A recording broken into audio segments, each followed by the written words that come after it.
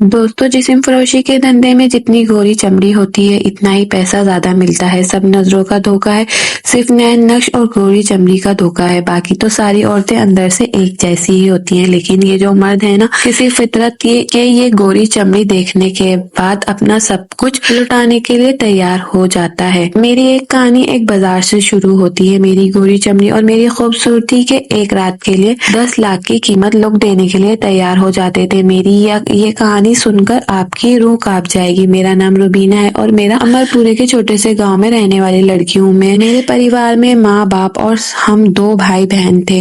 मेरी सुतैली माँ थी और मेरा भाई 15 साल का था और मैं 10 साल की थी। मैं बहुत खूबसूरत थी, बिल्कुल दूध की तरह सफेद। बाबा हम दोनों भाई बहन से बहुत प्यार करते थे। मेरे पापा मजदूरी करते थे। मेरे पापा जो भी कमाते थे इनसे हमारा गुजारा हो जाता था। मेरे पापा कहते थे, रुबीना तुम इतनी चंचल हो के तुम्हारी वजह से हमारी जिंदगी में रोशनी आ गई। हम अपनी जिंदगी में बहुत खुश थे, लेकिन एक दिन बाबा का एक्सीडेंट हो गया और बाबा हमें छोड़कर इस दुनिया से चले गए। उसी वक्त से मेरी सुतेली माँ के मुझ पर जुल्म शुरू हो चुके थे। मैं उस वक्त 10 साल की थी और अभी मेरे पीरियड्स भी शुरू ही नहीं हुए थे, यानी कि मैं अभी जो जवानी के दहलीज तक नहीं पहुंची थी। बाबा के जाने के बाद अम्मा मुझ पे बहुत जुल्म किया। मेरा भाई वो भी ज्यादा पढ़ा नहीं था, लेकिन फिर भी वहाँ घर से काम करने के लिए, छोटी मोटी काम के लिए थोड़े बहुत पैसे ले आता, सब जिससे हमारा घर का खर्चा चलता। हम इन्हें पैसों से गुजारा कर लेते थे। बाबा के जाने के बाद माँ बहुत अच्छे से रहने लग गई थी। वो हर वक्त मेकअप में रहती और हर रोज तैयार होकर रात को घर से बाहर निकल जाती और देर रात तक जाती और फिर वापस एक बड़ी सी कार में बैठकर आती। मुझे ये सब देखकर हैरत होती थी। पता नहीं मेरी सुतेली माँ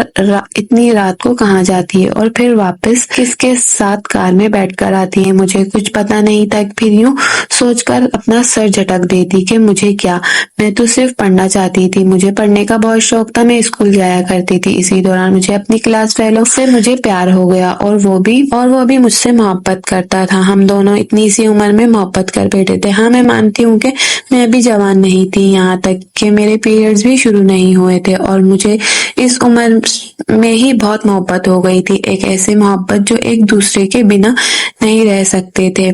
हमें ऐसी मोहब्बत हो चुकी थी, लेकिन मैं अपनी माँ का सोचती तो मुझे बहुत डर लगता। अगर ये बात मेरी सौतेली माँ को पता चल गई तो मुझे कभी भी पढ़ने के लिए स्कूल नहीं भेजेगी। इसी डर में मेरी मोहब्बत परवान चढ़ चुकी थी। अब मैं किसी भी हाल में जिशान को छोड़ नहीं सकती थी और मेरा भाई भी गुजर बसर होने के लिए कमाने की बहुत कोशिश करता था। इसने मुझे समझाया कि तुम अम्मा के पास ही रहना और मैं बाहर जा रहा हूँ, मैं ढेर सारा पैसा कमाऊंगा। मेरा भाई मुझे सुतेली माँ के पास छोड़कर बाहर शहर निकल गया। बाहर गांव के ही पहचान के कुछ लोग काम करते थे। हमारा भाई अनवर इन्हें लोगों के पास काम करने के लिए चला गया और मैं सुतेली माँ के साथ रहने लगी। मुझे नहीं पता था कि माँ अपना गुजारा कैसे करती है। अब मेरा और मेरी सुतेली माँ का गुजारा करना मुश्किल हो गया था। खाना भी मुश्किल से हमें मिलता। एक चीज ने मैंने देखा था कि मेरी सुतेली माँ कभी कभी बहुत ज्यादा तैयार होकर घर से बाहर निकलती थी तो इसके पास पैसे भी नहीं होते थे, लेकिन जब वो घर आती थी तो इनके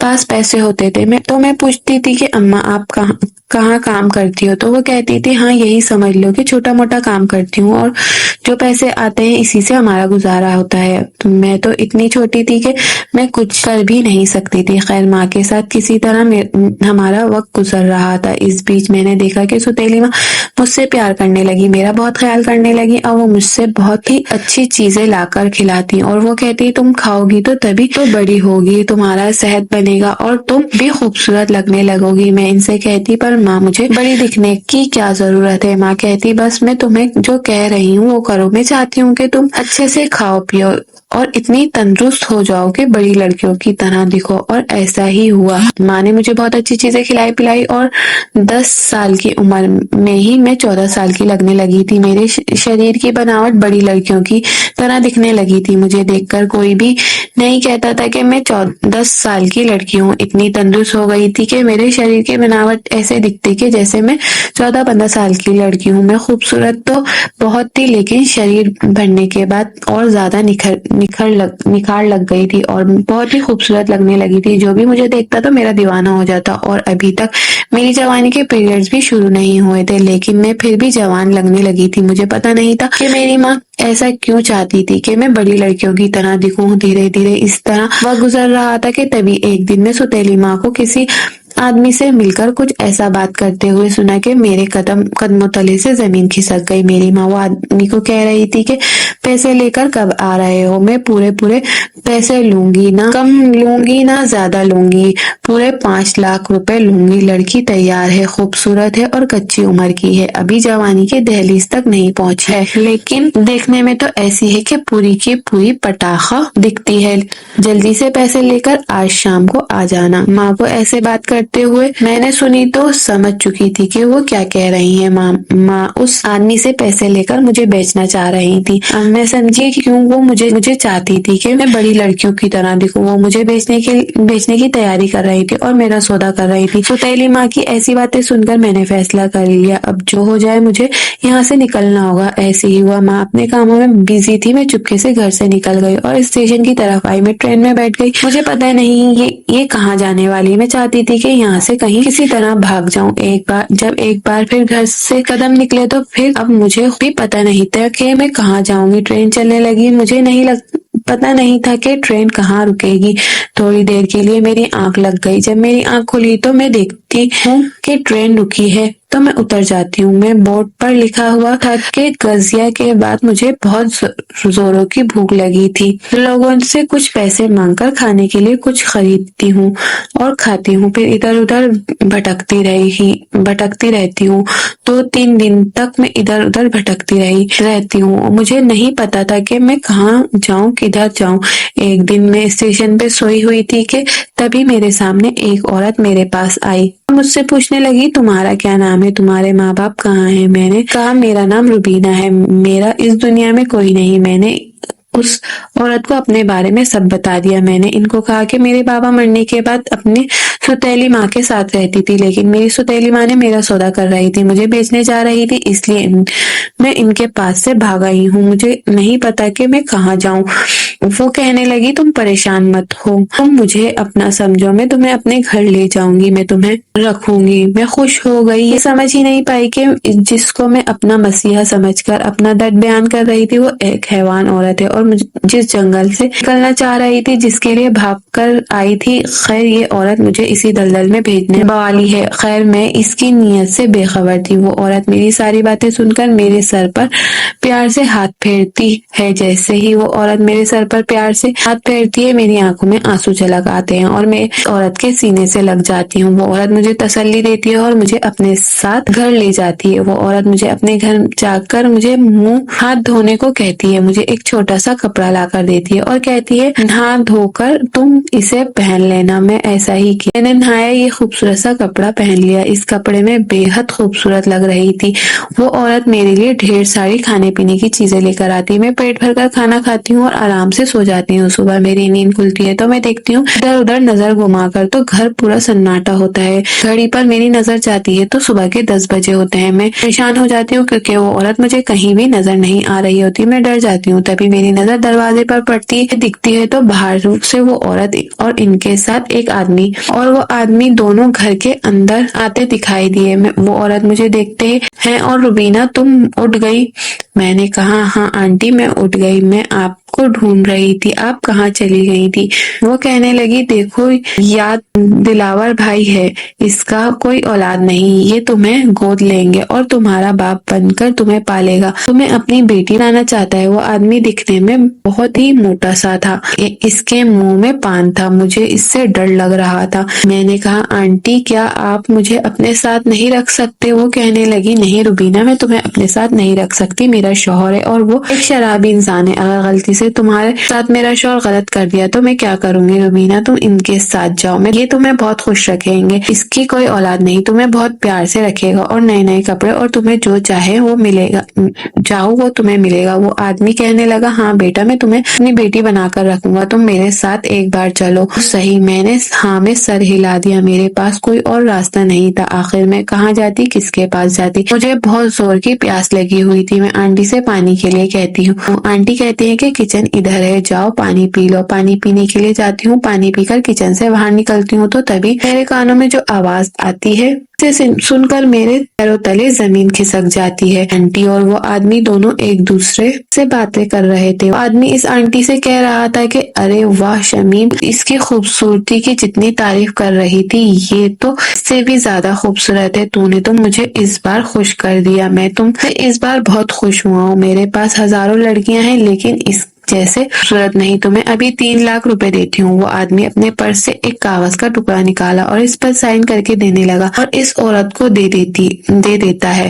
कहती है ये लो तुम्हारी पूरी 3 लाख रुपए का चेक। मैं समझती हूँ कि ये औरत मुझ पर मेहरबान नहीं थी, या तो अपने मतलब के लिए मुझे स्टेशन से उठाकर लाई थी। मैं अपनी सुतेली माँ के पास से जिसके लिए भागी थी, आखिर मैं इसी दलदल में गिर चुकी थी। मैं इन तीनों की बातें सुनकर भागने वाली थी कि बाहर गाड़ी खड़ी थी और इस गाड़ी में 2 मर्द थे और वो दोनों मुझे पकड़कर गाड़ी में बिठा देते हैं और वो आदमी भी गाड़ी में आकर बैठ जाता है और मुझे इस बड़े बंगले में ले जाते हैं। वो आदमी देखने में 50 साल का बुढ़ा लगता था और वो लड़कियों का बहुत ही ज्यादा शौकीन था। वो हर रात एक नई लड़की के साथ खेलता और सुबह होते ही पैसे पकड़ाकर उस लड़की को भेज देता, लेकिन वो मुझे पूरे 10 लाख में खरीद कर लाया था। इतनी उम्र में मैं भी वो मेरी खूबसूरती का दीवाना हो चुका था। इसकी बीवी का बहुत पहले ही इंतकाल हो चुका था, लेकिन वो इस उम्र में लड़कियों का आदी था। थोड़े ही वक्त में गाड़ी बंगले के पास आकर रुकी थी। ये 50 साल का बूढ़ा मुझे अजीब नजरों से घूरता रहा। मेरा तो दिल खौफ से कांप रहा था। आदमी अपना हाथ मेरे आगे किया और गाड़ी से उतरने को कहा। मैं कांपता हुआ हाथ इसके हाथ पर रखा और दबे दबे कदमों से इसके बंगले की तरफ जा रही थी। ये आदमी मुझे खूबसूरत बंगले की तरफ ले गया। इस कमरे को देखकर मेरा वजूद कांप रहा था क्योंकि ये कमरा पूरा फूलों से सजा हुआ था, जैसे शादी की रात सजा होता है। मैं इस आदमी से कहना चाहती थी कि मेरे साथ कुछ भी गलत मत करिएगा, मुझसे ये सब नहीं होगा। अभी मैं सब कहने वाली थी कि उसने मुझे एक शॉपर दिया और कहा कि इसमें जो कपड़े हैं वो पहन कर आओ। जब मैंने शॉपर खोलकर देखा तो इसमें एक बेहुदा सा लिबास था। मैं उस आदमी से कहने लगी प्लीज मैं नहीं पहन सकती। तो ये आदमी गुस्से से कहने लगा ये लड़की तुम्हें पूरे 10 लाख की कीमत से खरीदा है, चुपचाप ये कपड़े पहनकर आ जाओ। तेरा दिमाग खराब मत करो, मुझे रोती हुई लड़कियां बिल्कुल भी पसंद नहीं। आज की रात तुम्हें मुझे खुश करना होगा। मैं किसी भी सूरत बख्शने वाला नहीं हूँ। हाँ, अगर एक दफा कर लोगी तो मैं तुम्हें भी आदत हो जाएगी इसकी और मैं तुम्हें भी मजा आएगा। समझ आई ना ये बात? जाओ जल्दी से कपड़े पहन कर आओ। मैंने उसकी बात से डर गई थी और कपड़े पहन कर आ गई। ये पूरी तैयारी के साथ बैठा हुआ था मेरे साथ, वो सब कुछ करने के लिए। इस बेहुदा लिबास में देखकर बहुत जोश हुआ था और झट से मेरे करीब आ गया। इन्हीं अपने हाथों की उंगलियों मेरे होठों पर छूने लगा और धीरे धीरे मेरे करीब आने वाला था कि तभी बाहर से एक जोरदार आवाज आई थी कि साहब जी ये देखें ये क्या हो गया छोटे साहब जी। तो इस आदमी ने मुझे इस कमरे में छोड़कर दौड़ता हुआ नीचे भागा और ये कहता जा रहा था कि क्या हो गया मेरे बच्चे को, डॉक्टर को। मैं जल्दी से कपड़े बदल कर नीचे भागी तो मेरे घर के नौकर इस लड़के के इर्द गिर्द जमा थे। इसे उठाने की कोशिश कर रहा था तो कोई फोन कर रहा था। वो 50 साल का बुढ़ा भी चुस्त कर रहा था, उठो मेरे बच्चे, उठो मेरे बच्चे, उठ जाओ।